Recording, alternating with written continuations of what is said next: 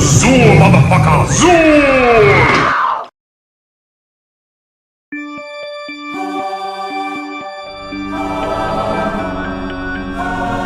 Who can make the sun die?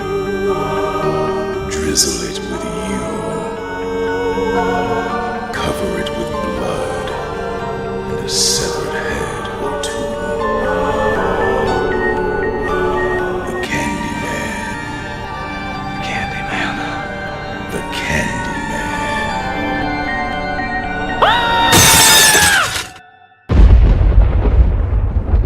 The Candyman can.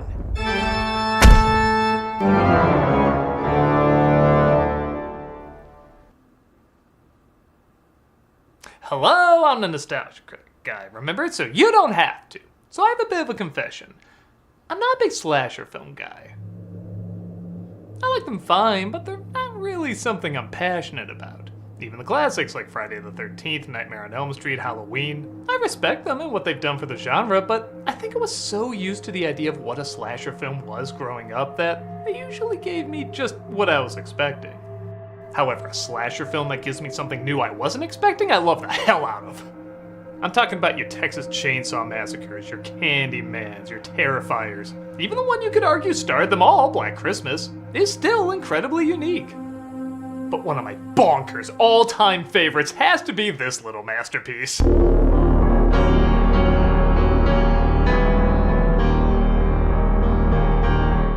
Released just over 30 years ago in 1983, Sleepaway Camp looks like another generic Friday the 13th knockoff, and for all I know, maybe that's what it was intending to be. However, it takes on a life of its own. This is one of the most strangely constructed, bizarrely performed, yet entertainingly passionate slasher films I've ever seen. It's a movie I've heard people either love or hate, and it's very easy to understand both. If you're a fan of the slasher genre and all its tropes, you love it great. If you're not, you're probably not gonna get into it. But if you're a passing fan like me, you still love it. It's such a fun film to show friends, laugh at the weird moments, admire the creative kills, and still get wrapped up in the genuine sincerity or moral bankruptcy of the characters. The same way people on Halloween put on Freddy Krueger or Jason Voorhees and have a ball with all their tropes, this is the slasher movie I find myself slowly making a tradition of watching this time of year. It's non-stop entertainment, and we're gonna analyze why. So let's get in touch with our feminine and masculine sides. Let's take a look at Sleepaway Camp. It opens on a lake where a family is taking it easy on a boat while some teens are water skiing. And right off the bat, they make it clear what kind of performances you're gonna get from this flick. Don't be such a stiff. I know how to drive these things. My old man's got one twice as big. Yeah, and is your old man gonna give me a job when I get fired?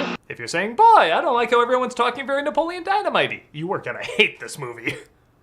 The family tips over, though, with the speedboat heading their way.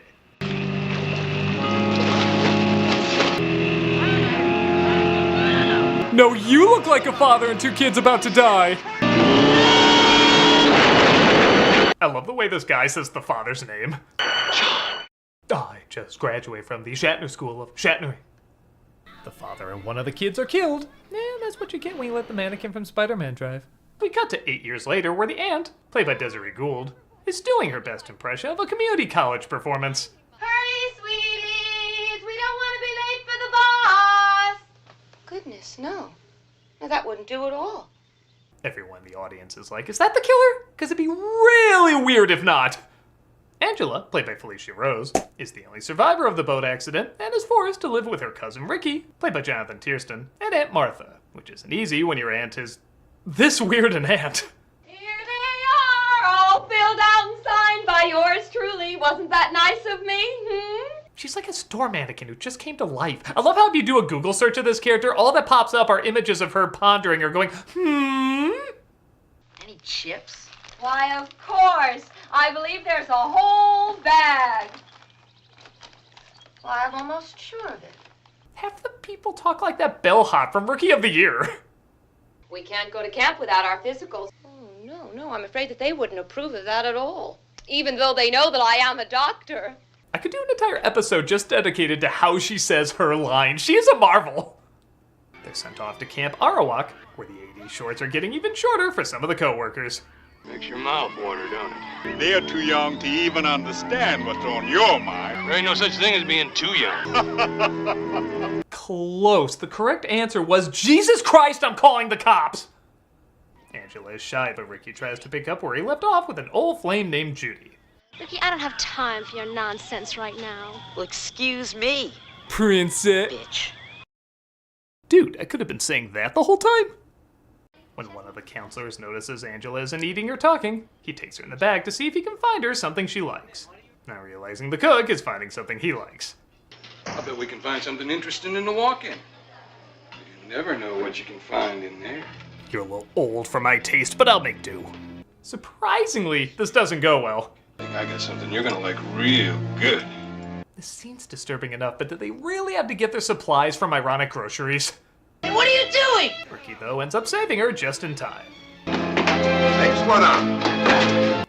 They still don't understand what's on your mind. Okay, even I'm weirded out you're not bothered by this. A hearty meal comeuppance is cooked up, though, as he's pushed into the boiling hot water. I love how he literally can't say who pushed him in because he's too busy screaming in pain. So was it a coworker? One of the kids? Counselor? And we'll just say it was a Canadian PSA.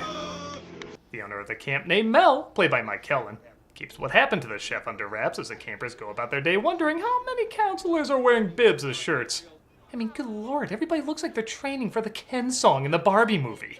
Having some real competition next time.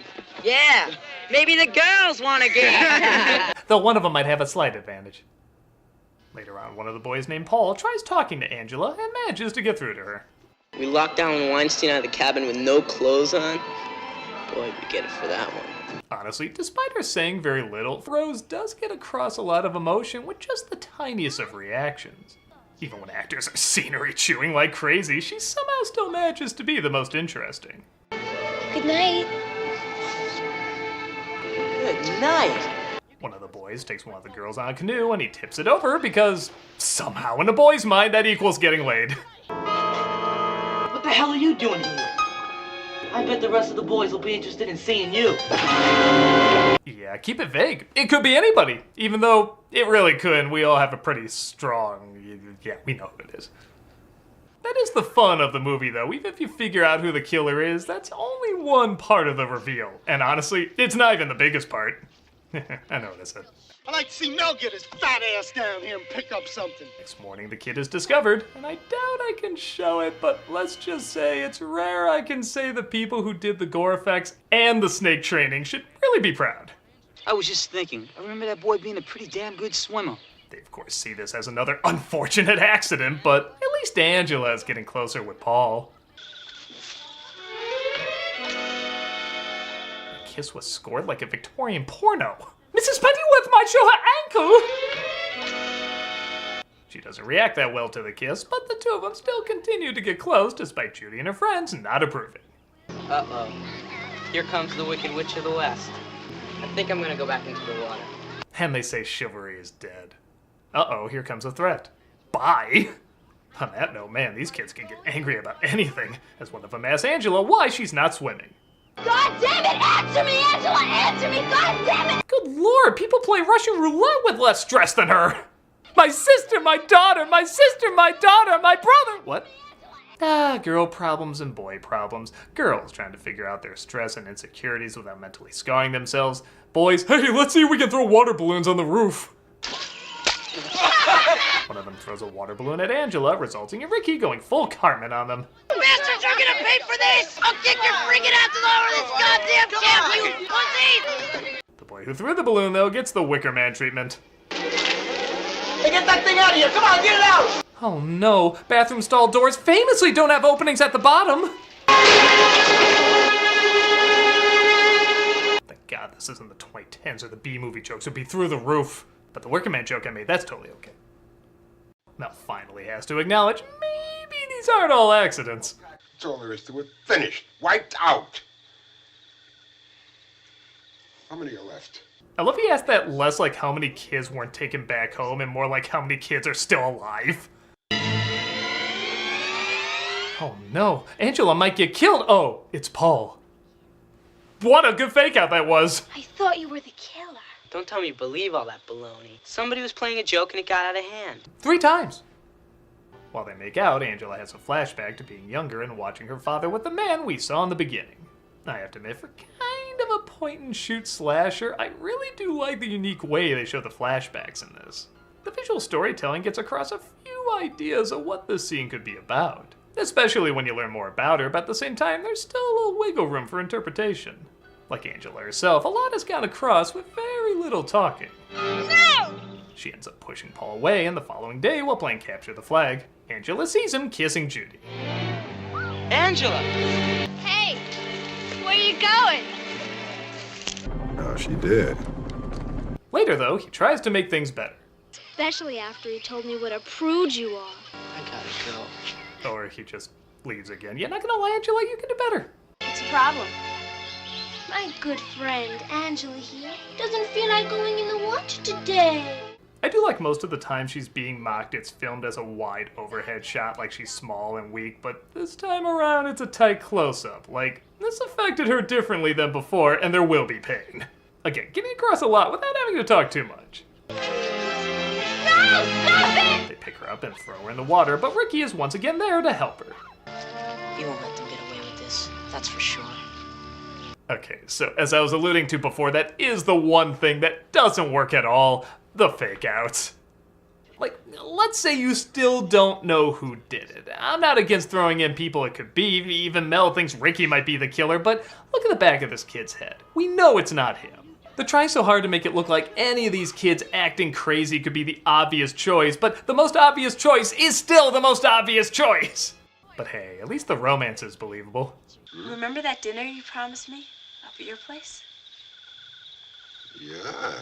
Even Mel as a character is like, really? The movie's giving this to me? Is there anyone in this film that doesn't have parent issues? Got me a date tonight. Oh yeah? With who? It's a secret. And I'm pretty sure extremely illegal. Hell, that should be the tagline for this place. She of course gets killed, and later Paula tries to make up for how he acted before. Don't they make a lovely couple? I really hate that girl. She makes me want to walk away from you again. In fact, that's not a bad idea. Bye. Meet me at the waterfront after the social. She talking to us? We're supposed to talk back like Dora the Explorer? Should I kill him with A, a knife, B, bees, or C, a knife covered in bees? There's no wrong answers, but there is a really right one. Meg? You in here? Mel discovers the latest victim, just waiting for someone to walk by to fall in front of, and he reacts to it less like he's seeing a dead body and more like someone stole his Johnny Walker Blue. Gotta stop him! You won't get away, Meg. Never get away from me again. That bottle cost a third of my paycheck, and I used that money for porn! Meanwhile, Judy's curling her hair as the killer comes in and... Okay, are you even trying to hide it now? Who is that? Oh, that next shot's a little better, but too late! Well, Well, whoever the killer is, Judy gets knocked out and killed with her hair curler. Meanwhile, Mel catches Ricky and tries beating him up like Donkey Kong. But the killer gets him too, and Angela meets up with Paul saying she wants to go swimming, so they should take their clothes off. This leads to one of the biggest surprise endings of any slasher movie, and it's revealed in an amazing way. They reveal Angela's the killer, but you already knew that. It's also revealed she killed Paul, but you could put that together. However, here's something I'm willing to bet nobody put together. We cut to a flashback where Aunt Martha reveals she made a few changes after that boat accident. We already have a boy, so another one simply would not do, Angela. I know you're going to like that name, won't you, Peter?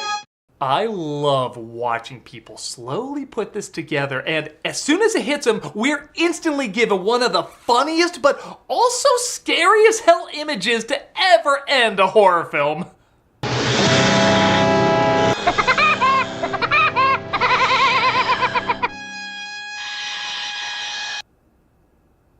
Okay, so on top of discovering she's a boy, Rose gives a look that is so insane it's hard not to laugh and be disturbed at the same time.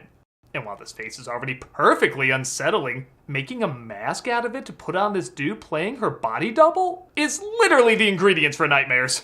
I adore the sound of people watching this either screaming or laughing or not even knowing how to react. Even looking back, all the pieces kind of fit. See, this is where the awkwardness of the film kinda helps it out. Like, in the beginning, after the accident, we see the back of the boy's head still alive. Because the film already had some errors and the tone was so schlocky, I just assumed they made a mistake. And with Aunt Martha's performance being so bizarre and over the top, tell me you couldn't see her doing something like this. And sure, we've already seen movies where the quiet person kills off their bullies, but being forced to completely change who you are after your family is killed just adds to the motivation even more. And I think it emphasizes if you're not allowed to live your true identity like you're forced to be someone else, it's really gonna mess you up. Like, not necessarily make you a psychopath, but I don't know, having your family taken from you, forced to change your sex, bully all the time, and you're living with this crazy-ass aunt? That might. This film doesn't even need anything else, and neither do we. It just ends right there. With this actress most likely being asked to her dying day to recreate this face. But she seems to always do it graciously, and how cool is that? Literally, just a facial expression can bring people back to one of the greatest endings of any slasher film. Hell, any horror film. It's phenomenal, I love it, this movie's amazing. I completely get it not being everyone's thing. Some folks could get distracted by the odd performances and the typical slasher storyline that is until the end. But for me, it stays true to the tropes of a slasher film while adding a unique flair that is insanely its own. It is so entertaining, so fun, and I think just setting out to give whoever sees it a good time, which it certainly did for me. I don't think this movie was trying to do or say anything that groundbreaking, but just by being a one-of-a-kind bizarre fest, it's given us, in my opinion, one of the most unique slasher films ever made. I'm the nostalgia guy, remember? So you don't have to.